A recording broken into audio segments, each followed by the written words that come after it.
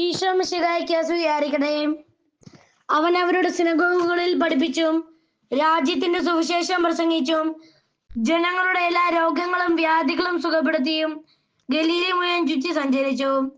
മത്തായി അധ്യായം 4 വാക്യം 23. ആമേൻ. Praise be to Jesus the Messiah.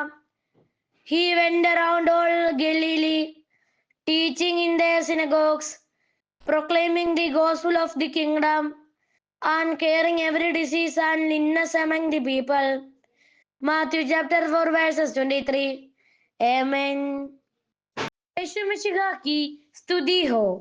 ईसा उनके सभागृहों में शिक्षा देते, राज्य के सुसमाचार का प्रचार करते और लोगों की हर तरह की बीमारी और निर्बलता दूर करते हुए सारी गलीलिया में घूमते रहते थे.